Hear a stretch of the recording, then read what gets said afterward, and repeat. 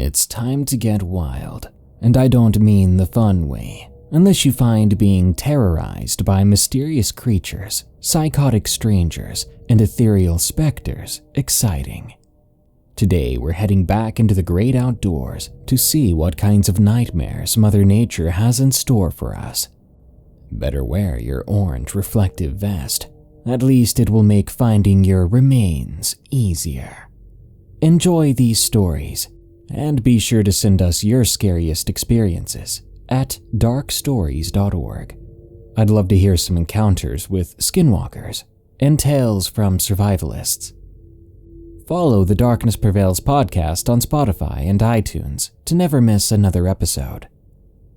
By the way, which video game characters or enemies unnerved you the most when you were a kid?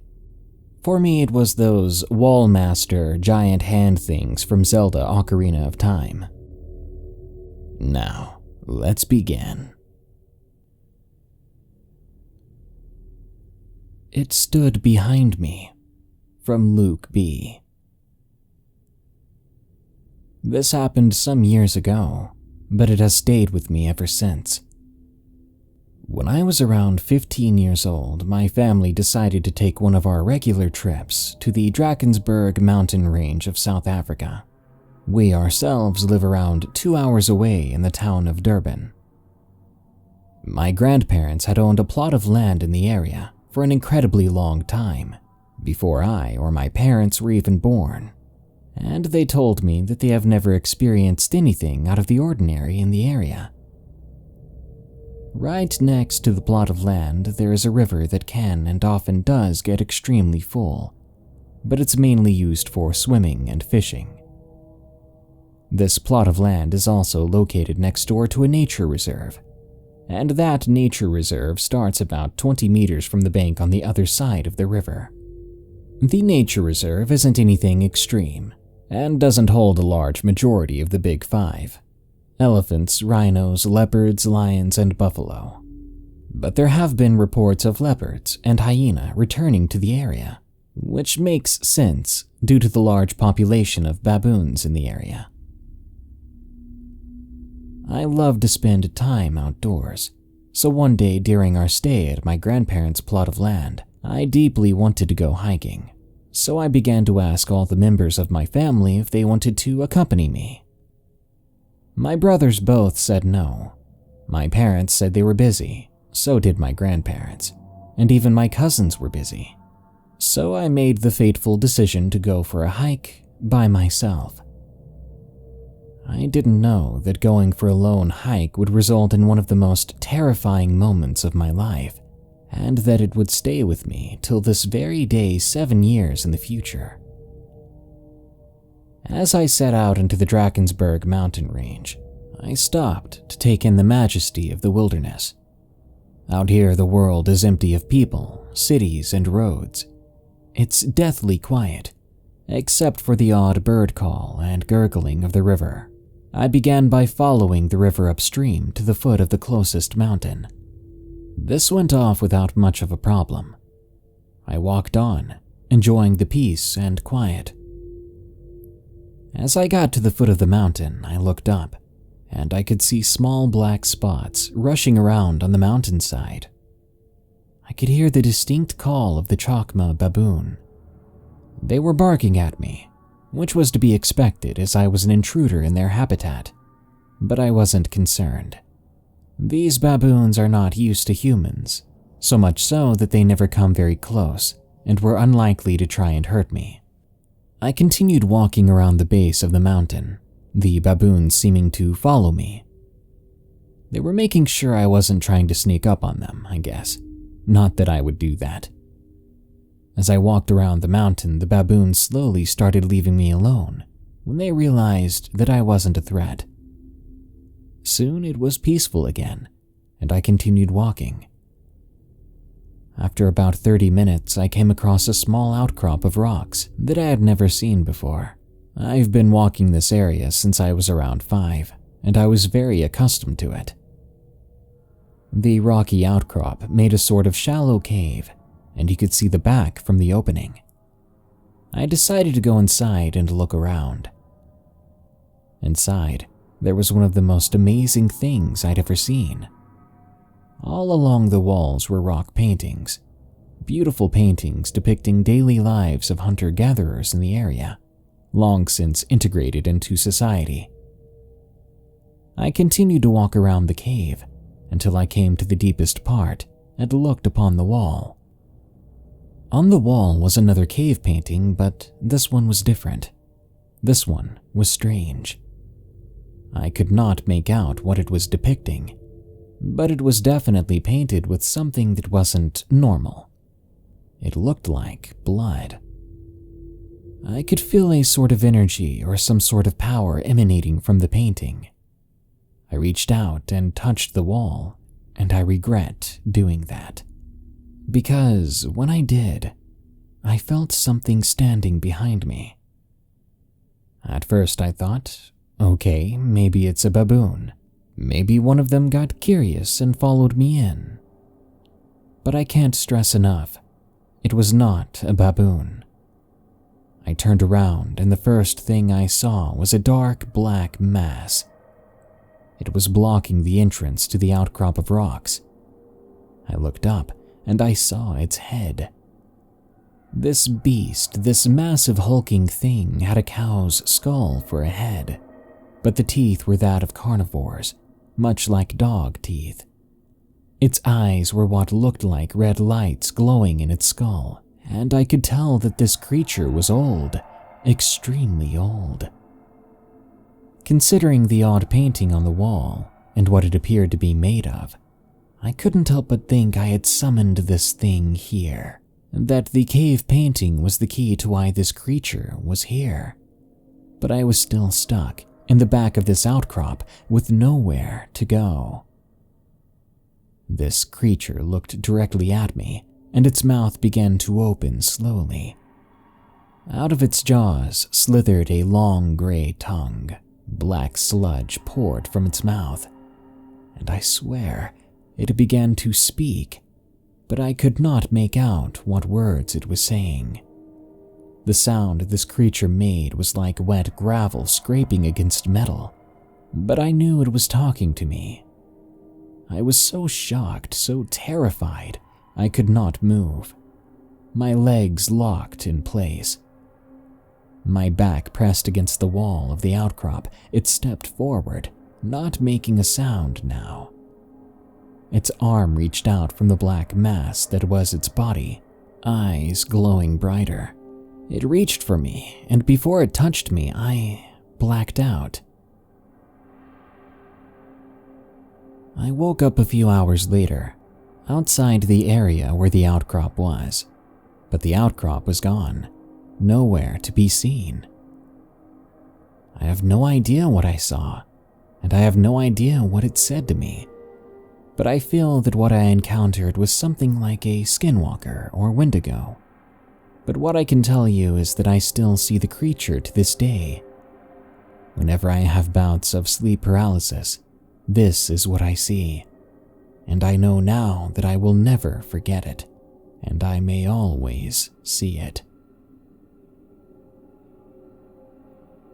He Follows, from Forrest S. I have to start by stating I love the outdoors and nature.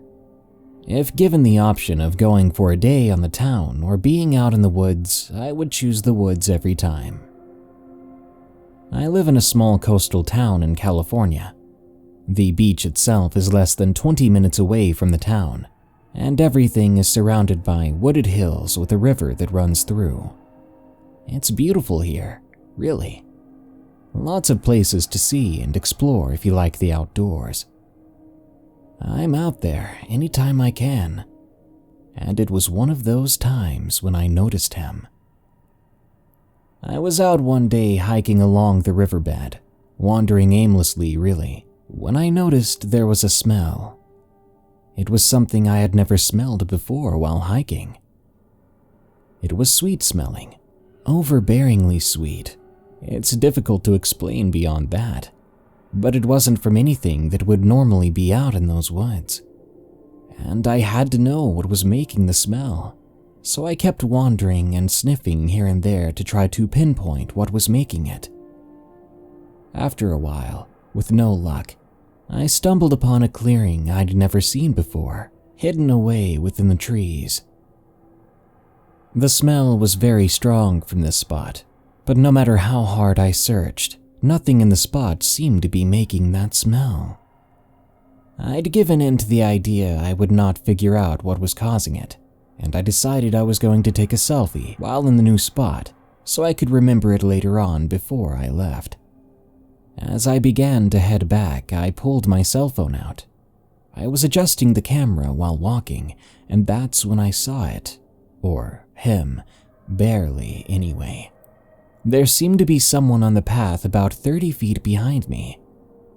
I hadn't heard them approaching, and I watched in alarm as the figure I glimpsed noticed I stopped walking.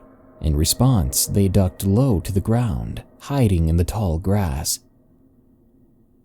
This set off many alarms for me. I was alone deep into the riverbed. Tons of trees and woods separated me from town and other people. I stood, shaking as I tried to zoom in on my phone camera to see what the person behind me was doing. It wouldn't give me a clear view of what they were doing though, which just made me more afraid. Suddenly, I felt angry for panicking. Panicking wasn't going to help in this situation. So I turned around, glaring at the spot this person was hiding. I wanted to make them think I wasn't afraid of them, and I hoped they would think that too. I stood there, unmoving, hoping they would get the point. They seemed to notice I knew they were there, and I watched as they slowly began to rise up and the panic returned full force. It became clear very quickly that whatever had been hiding in that grass was not a human stalker. It was tall even at this distance as it raised to its full height. This thing had a tall, dark gray body and antlers atop its head. It had no clothes on and seemed like it was almost showing off at this point, like it was saying it didn't care that I was looking at it. I felt too stunned to move, as the thing then took a few steps towards me on 2 legs. Run. My mind screamed, "Run now!" I wanted to listen, but it seemed like my legs just would not let me move. I stood watching as my heart pounded. It began to walk closer, taking its time to get to me. When it stopped, it then tilted its body sideways in a very exaggerated manner, like it was trying to see behind me. It stayed like that for a few moments before quickly snapping back up. With one last look at me, it quickly sidestepped into the trees and out of sight. It felt as if my heart had stopped. What had just happened? What was that thing and where did it go? Why did it tilt its body like that? Numerous questions ran through my mind. Was it going to come back? There was the sound of twigs snapping behind me. I whirled around in a panic to see there was a group of hikers coming closer.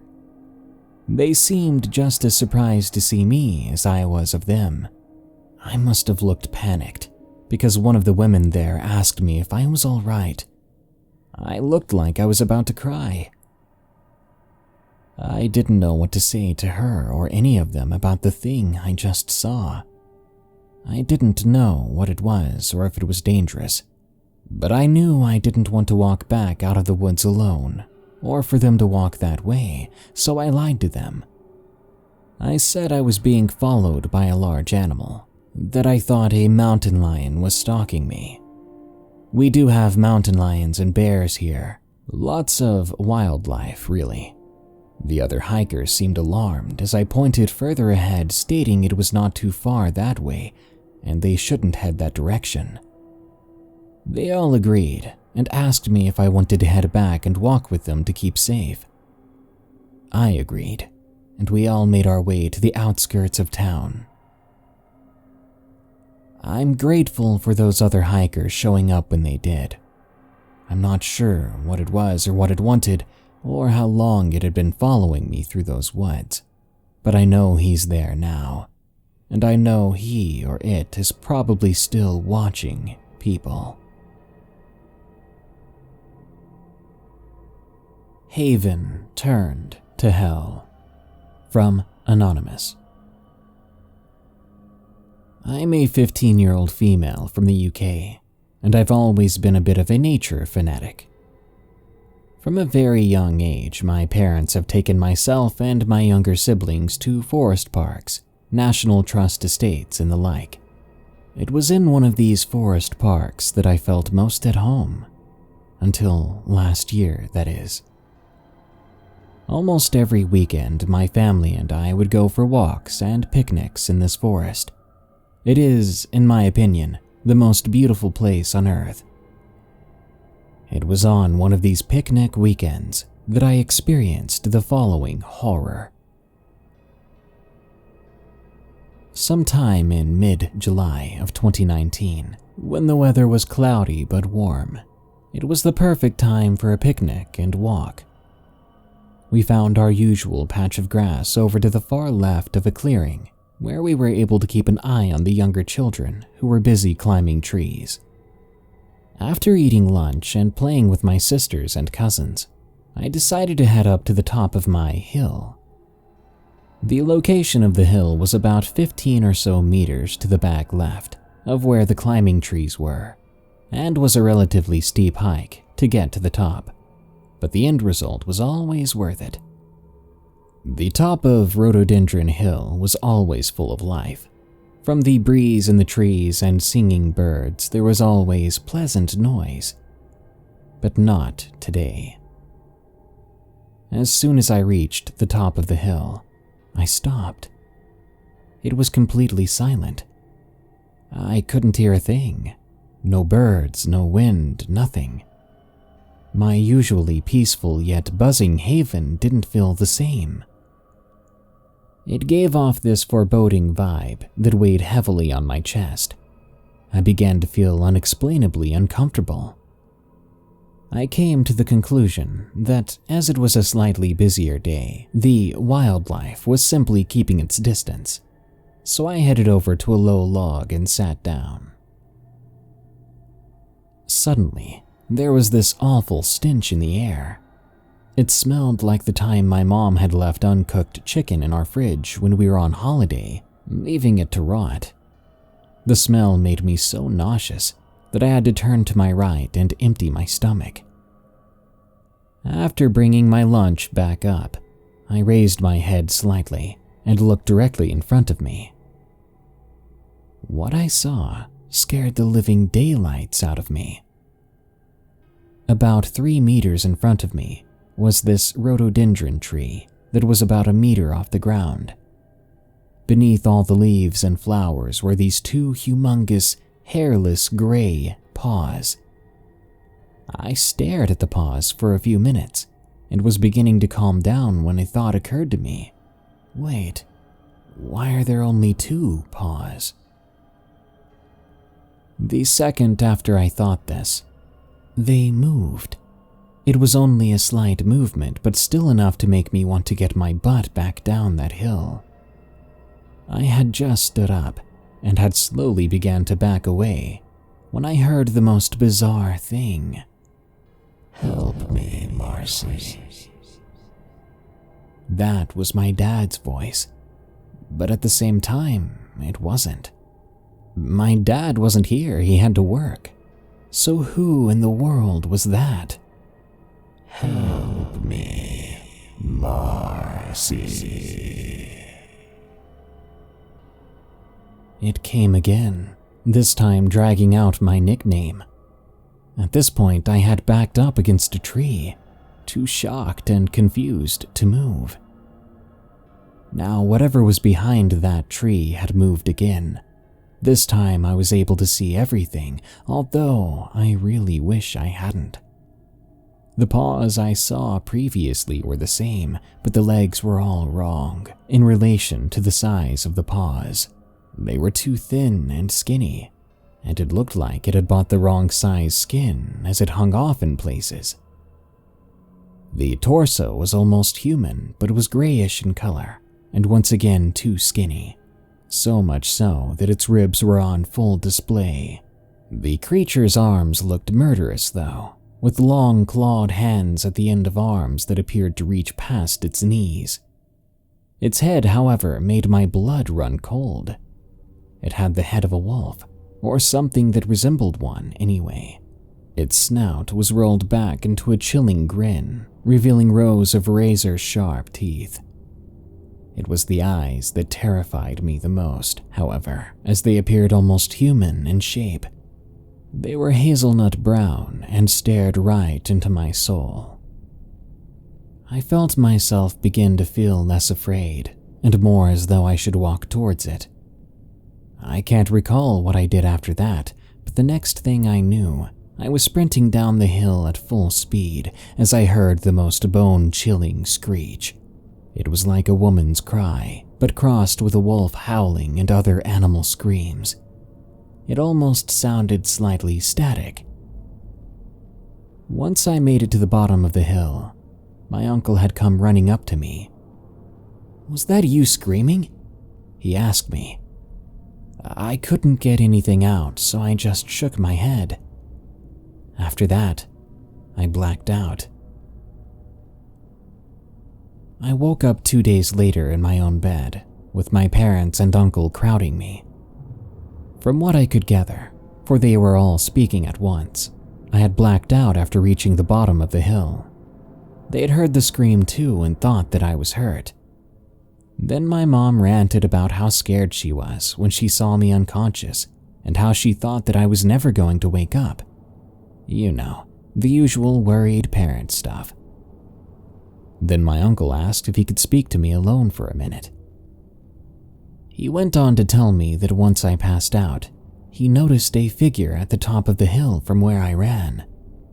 He mentioned that he knew exactly what it was. He didn't tell me its name, as he said that's what draws it to you, but he simply said it was he who walks on all fours, or something like that. That day wasn't brought up again between us. The reason I'm posting this now is that I found out last week that my uncle was killed by a bear on a hunting trip over in the US, where he's originally from. In his will, he left me some old photo albums, a sum of money, but weirdly enough, he left me a load of his old notebooks. It took me a couple of days to bring myself to read them, but when I did, I was astonished. He had books filled with his notes on skinwalkers and Wendigo and other folklore stuff. He had also left me a letter, which read, "Hey, nutcase, listen, I know you must be confused at all this stuff, but since you're 16 now, I think it's time I told you the full story of what that thing you saw that day at the forest park was. I've done a lot of traveling through America over the years, and that thing you saw was there for me. It had been stalking me from 2013. Don't know how to get rid of it, but I will. However, it's seen you now, and I don't mean to frighten you, but it could be after you now, too. If this letter gets to you before your 16th birthday, then it must mean I'm dead. If that's the case, then I'm so sorry, Amara. Just know that I love you very much, and I hope that my notes help you, even if only a little. Lots of love and hugs from Uncle Graham." Although the note was short and crinkled, it still broke my heart to read. He must have been planning to tell me himself, but had to make sure I knew what the books were about, in case he never got the chance. So far, I haven't seen that thing again, but if I do, well, at least I know more than I did the first time. Let my story be another example to you of why you should always be cautious in the woods and never go places alone or without protection of some sort. Maybe some of you would want to stay out of them in general, as I do now. This world is full of mysteries that we don't understand. One thing that I constantly question, however, is was it really a bear that killed my uncle, Or was it something else? Something far more sinister. Creepy Woods Creature, from Angela W. I'm going to share my experience from what I can recall. It was 2002 and I was walking with some friends through the woods. Suddenly, my friend Sam screamed. We all ran over to her, and I noticed she fell over a tombstone and got a good scrape on her knee. I was amazed that we somehow stumbled into an unmarked cemetery. After all, I've lived in this town outside Houston for almost 7 years, and I've heard nothing about a random cemetery in the middle of the woods. Sam finally got up from the ground, whipping the dirt off herself. My friend Jess then yelled, "Hey, get over here. Look at what this tombstone says." "Witch heretic beware," I read aloud. Huh. No name. And beware of what? We walked around the cemetery. Some tombstones were marked with just stones, and much of the text had been eroded and rubbed off from age. The ones we could read were creepy. It seemed that all the graves were from supposed witches, devils, Jezebels, and monsters. Just creepy. I never came across any kind of cemetery like this before. We walked around the stones when my friend Lacey said, "Hey, do you hear that?" We all went silent, even held our breaths. Then we heard a whisper. "Run."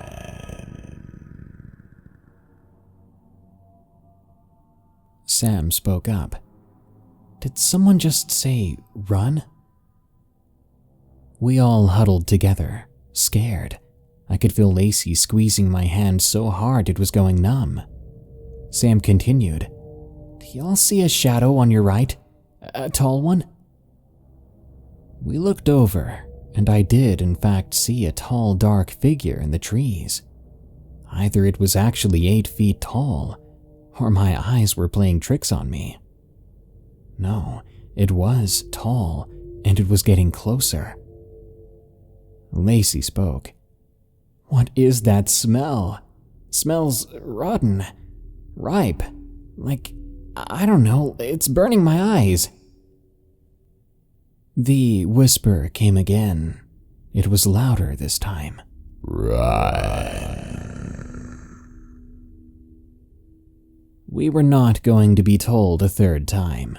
We ran so fast until we realized that we were lost. "Please don't stop. Something's right behind us," Lacey said. I turned towards her. All I could say was, "What in the—" When I saw it, something inhumanly tall, with whitish grayish skin, and that ungodly smell had been coming from it. Better yet, it had no eyes, just dark holes. The same could be said for its lips, which were just a thin line. I screamed loud enough to tear up my throat, and we all began to run. We heard a voice, distorted, almost human, behind us. "Hello, stop." We soon made it to a road, and to our luck, there was a family in a truck changing a tire. They were kind enough to allow us to ride in the bed of the truck. As we did, we were all trying to calm ourselves and catch our breaths. We never talked about that night again, and we all eventually drifted apart. As for that entity we'd seen, I realized it must have been 7 or 8 feet tall or so. It had grayish pale skin, with an odor that smelled like a herd of rotten deer. Its skin was sagging, as if its skin didn't fit, and it had round eyeless sockets. When it yelled at us saying "Hello, stop," it seemed its voice was trying to mimic a person, but I can't be sure.